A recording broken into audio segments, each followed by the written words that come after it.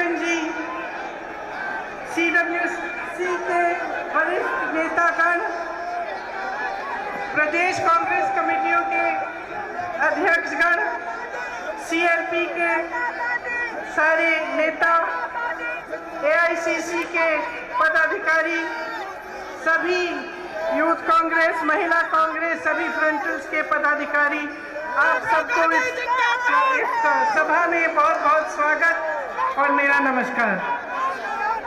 आज इस वीरों की धरती पर खड़े हुए मुझे गर्व महसूस होता है कि यहाँ की सरकार कांग्रेस की सरकार है। मुझे गर्व है कि राजस्थान में एक ऐसी सरकार है जिसने कोरोना जैसे भयंकर संकट में एक एक जन की मदद की, जो पीछे नहीं हटे, जो आपके लिए संघर्ष करते हैं और आपके लिए ऐसी योजनाएं लाते हैं जिससे आपका विकास हो। लेकिन ये जानते हुए कि इस प्रदेश में हमारी सरकार है, मुझे ये भी मालूम है कि प्रदेश और देश की जनता आज बहुत संकट में है। मुझे मालूम है कि जिस तरह से हमारा देश चल रहा है, जिस तरह की सरकार केंद्र में है, उसकी नीतियों से आप पर कैसे कैसे संकट है और आप किस संघर्ष से गुजर रहे हैं। आज ये रैली महंगाई हटाओ रैली है।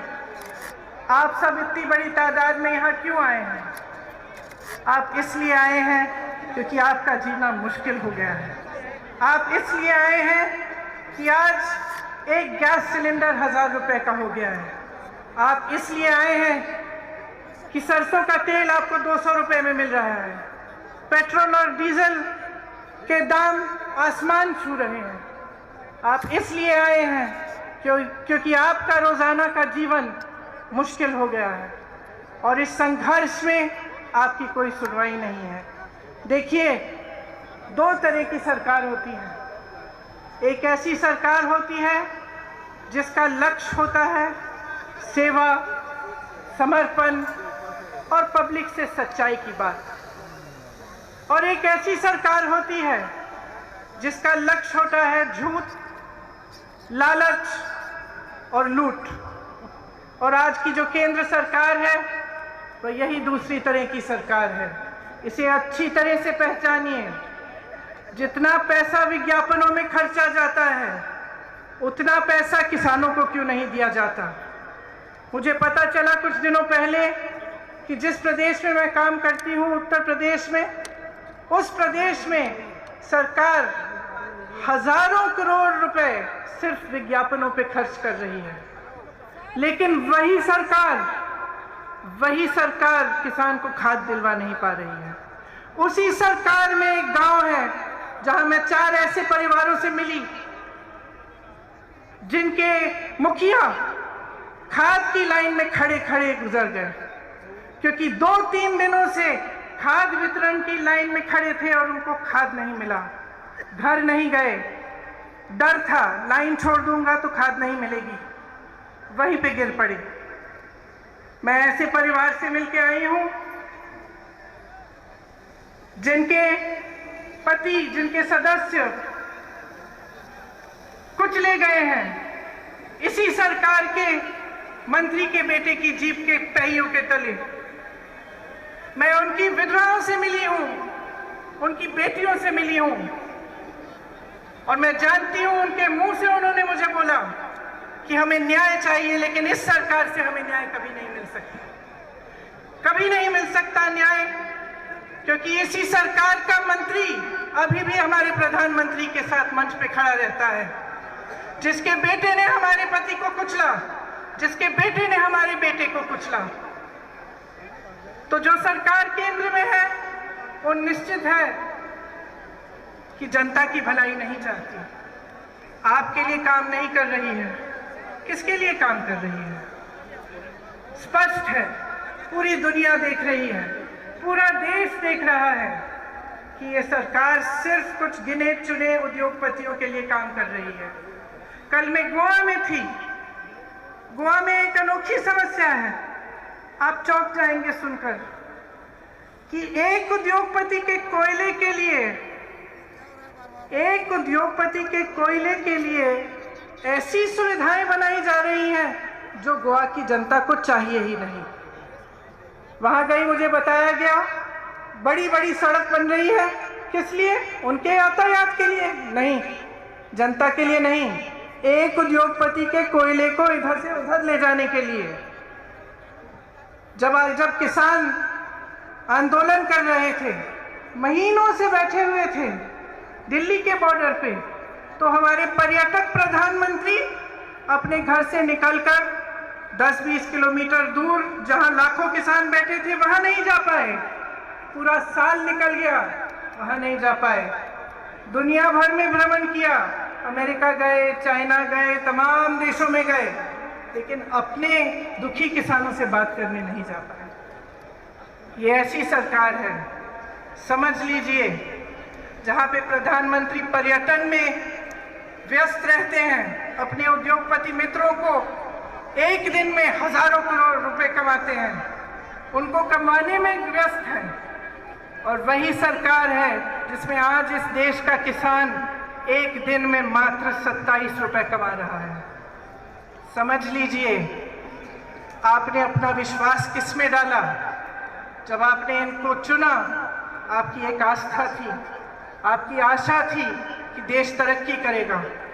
उस समय बहुत बड़े बड़े भाषण देते थे कि 70 सालों में कांग्रेस ने कुछ नहीं किया। मैं उनसे पूछना चाहती हूँ, 70 साल की रट छोड़िए, हमें बताइए 7 सालों में क्या किया है। 7 सालों में हमें एक ऐसी संस्था दिखा दीजिए जो आपने बनाई शिक्षा के लिए, हमें एक ऐसा एम्स जैसा अस्पताल दिखा दीजिए। जिस हवाई अड्डे से आपका हवाई जहाज उड़ता है, वो हवाई जहाज भी कांग्रेस ने बनाया। और आज जो भी कांग्रेस ने बनाया, ये सरकार बेचना चाहती है, अपने उन्हीं दोस्तों को बेचना चाहती है। तो देख लीजिए, समझ लीजिए, मैं लंबी चौड़ी बात नहीं करना चाहती, सीधी बात कहना चाहती हूँ, इनकी नीयत क्या है। राजस्थान में एक ऐसी सरकार है जिसकी नीयत सही है, इसीलिए कोरोना आता है, आपकी मदद होती है, आपको मुफ्त इलाज, 5 लाख रुपए का मुफ्त इलाज मिलता है, 1 लाख रोजगार मिलते हैं, क्योंकि सरकार की नीयत सही है। केंद्र में जो सरकार है, जो उनके नेता हैं, जब भी मंच पर आकर आपके सामने बात करते हैं, सच्चाई नहीं करते, सच्चाई नहीं कहते, सिर्फ आपको गुमराह करते हैं। और इसमें मेरी आपसे बहुत बड़ी शिकायत है कि जब जब चुनाव आता है तो आप जवाबदेही नहीं मांगते। जब नेता समझ जाता है और एक राजनीतिक दल समझ जाता है कि देखिए चुनाव आएगा,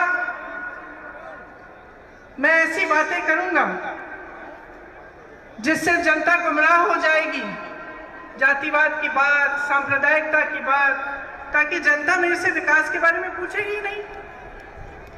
जब नेता के मन में ये बात बस जाए तो वो काम क्यों करेगा आपके लिए?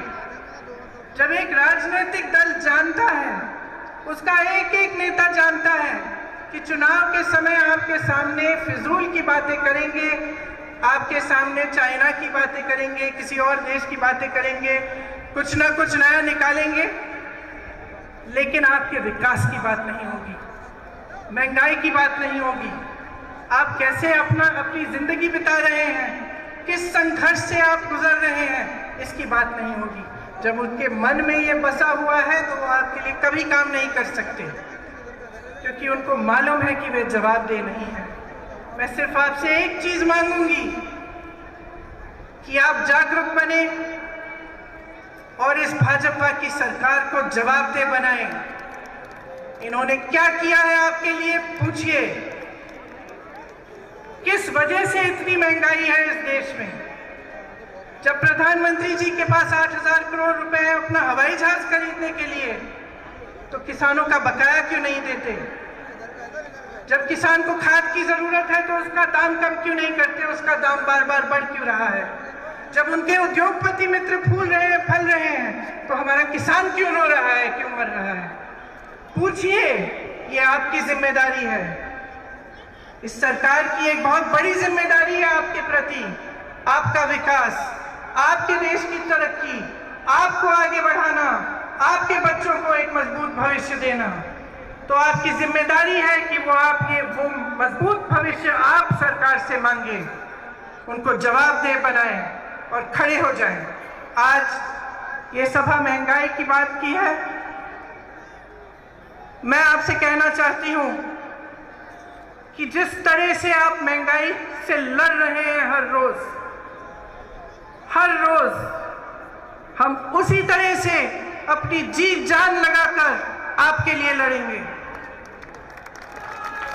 ये सिर्फ आपकी लड़ाई नहीं है, ये इस मंच पे बैठे कांग्रेस के एक एक नेता की लड़ाई है।